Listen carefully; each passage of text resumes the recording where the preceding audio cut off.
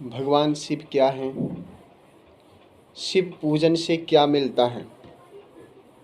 इस संसार में भगवान शिव के अलावा कुछ भी नहीं है। सब कुछ शिवमयी है। हम शिव की पूजा कैसे करते हैं?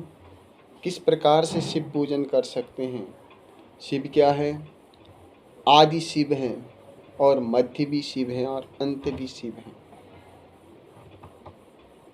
भगवान शिव ही जीवन है और लिखा है भगवान शिव के जीवन में कहीं पर भी कपट नहीं है और दूसरों से किसी से भी प्राणी समुदाय से भगवान शिव का कभी खटपट नहीं है और शिवालय में कोई पट नहीं है। वो मेरे शिव हैं। और सत्य बात यह है, शिव की हम अष्ट मूर्तियों में भगवान शिव की पूजा करते हैं। और शिव पूजा कैसे करनी चाहिए?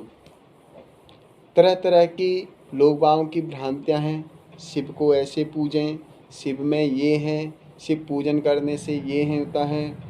लेकिन सत्य बताएं, शिव की पूजा दक्षिण दिशा में बैठ करके उत्तर की ओर मुँह कर करके शिव पूजन की जाती है। वही शिव पूजा सर्वोपरि कही गई है। कैसे? जिन लोगों को शिव पूजा का दिशाओं का भी ज्ञान नहीं है, उसको भी छोड़ दो। आप जिस जगह पर जलाधारी हैं उस जगह न बैठ करके ठीक उसके विपरीत में बैठ कर करके शिव पूजन करें। और शिव पूजन में सब कुछ प्राप्त होने का निश्चित है। शिव पूजन से सब कुछ प्राप्त हो सकता है। दक्षिण दिशा में बैठकर उत्तर दिशा में मुँह कर करके भगवान शिव की पूजन करें। और कौन से लिंग की पूजन करने से क्या प्राप्त होता है? भगवान शिव की जो स्थापित शिवलिंग हैं उनकी पूजा करने पर क्या फल मिलता है? शास्त्र कह रहा है 1000 स्थापित शिवलिंगों की पूजा का जो फल मिलता है वह स्वयं भू शिवलिंग की पूजा करने से वह फल प्राप्त हो जाता है। मतलब कहने का तात्पर्य क्या है, जो हमने स्थापित करी है उस शिवलिंग की 1000 शिवलिंगों को अब जब हम पूजन करते हैं उतना पूजा का फल सिर्फ एक स्वयं भू शिवलिंग के पूजा करने से उसका फल प्राप्त हो जाता है।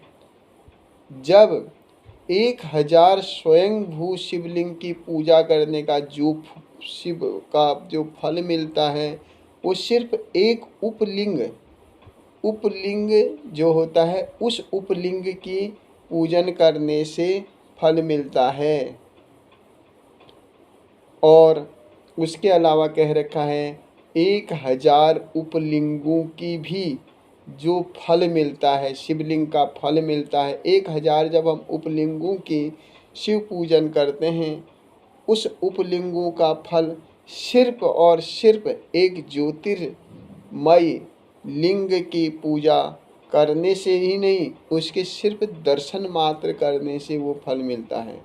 इसलिए शिव पूजा में अधिक से अधिक लिंग में जो ज्योतिर्लिंगों के दर्शन करने से स्वयं भगवान शिव की प्राप्ति हो जाती है, ऐसा शास्त्र कह रखा है। तो शिव क्या है? मंत्र क्या है? ओम नमः शिवाय क्या है? जानने के लिए ओम का मतलब है निराकार ब्रह्म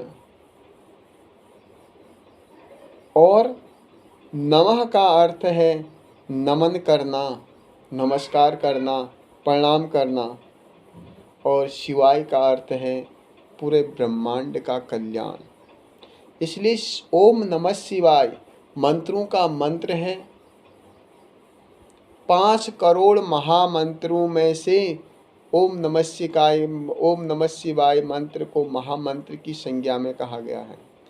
एक जगह ब्रह्मा जी कह रहे हैं ऐसा कैसे हो गया 5 करोड़ मंत्रों को एक तराजू में और ओम नमः शिवाय को एक जगह कर तोला तो ओम नमः शिवाय का जो फल था, जो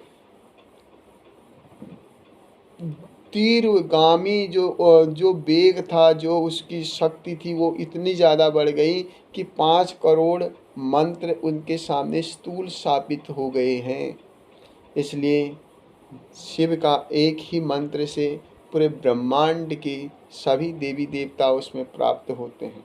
और शास्त्र में कह रखा है ना, जब नमः शिवाय या ओम नमः शिवाय पंचाक्षरी मंत्र का पंचाक्षर मंत्र का जप करें या षडाक्षर मंत्र का जप करते हैं, उस समय सभी देवी देवता वहाँ पर पहुँच जाते हैं।